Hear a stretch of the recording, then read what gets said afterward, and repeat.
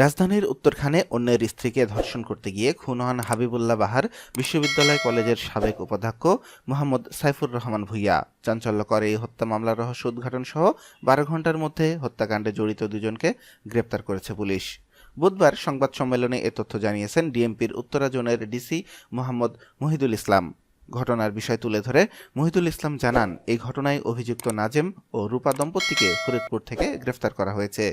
৪ দিন আগে রেল স্টেশনে পরিচয়ের সূত্র ধরে সাইফুর রহমান নিজ বাসায় আশ্রয় দেন ওই দম্পতিকে। এরপর থেকে বিভিন্ন সময়ে রূপাকে যৌন নিপীড়ন করতেন, দিয়েছেন তার স্বামীকে হত্যার হুমকিও।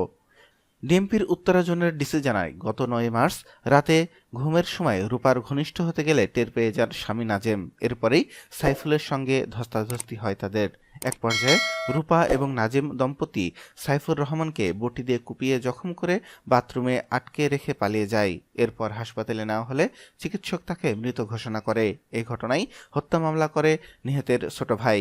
মামলার এজাহারে বলা হয়, ভিকটিম সাইফুর রহমান ভূঁইয়া উত্তরখানের পুরানপাড়া বাতান এলাকায় তার স্ত্রীর পৈতৃক সম্পত্তিতে বাড়ি নির্মাণ করার জন্য গত ৩-৪ মাস ধরে সেই এলাকার একটি বাসায় ভাড়াটিয়া হিসাবে বসবাস করতেন। সোমবার বিকালে বাদী সংবাদ পান তার বড় ভাইকে অজ্ঞাতনামা ব্যক্তিরা ধারালো অস্ত্র দ্বারা শরীরের বিভিন্ন স্থানে আঘাত করে তার শয়নকক্ষের ভিতর ফেলে রেখেছে। এরপর স্থানীয় লোকজন ভিকটিমকে উদ্ধার করে স্থানীয় একটি হাসপাতালে চিকিৎসার জন্য নিয়ে যায়। পরবর্তীতে চিকিৎসারত অবস্থায় বিকাল ৭টার দিকে তিনি মারা যান।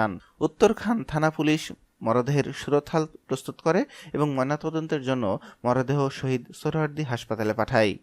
থানা সূত্র আরও জানায়, মামলাটি রুজুর পর ঘটনাস্থলের আশেপাশের সিসিটিভি ফুটেজ বিশ্লেষণ, গোয়েন্দা তথ্য ও প্রযুক্তির সহায়তায় ১২ ঘণ্টারও কম সময়ের মধ্যে হত্যা মামলার রহস্য উদ্ঘাটন করে উত্তরখান থানা পুলিশ। মঙ্গলবার সকালে ফরিদপুর রেল স্টেশন এলাকা থেকে ফরিদপুর সদর থানা পুলিশের সহায়তায় অভিযান পরিচালনা করে তাদের গ্রেপ্তার করা হয়। এ সময় তাদের হেফাজত হতে ২টি মোবাইল, একটি চাবির রিং ও একটি ব্যাংকের ভিসা কার্ড উদ্ধার করা হয়।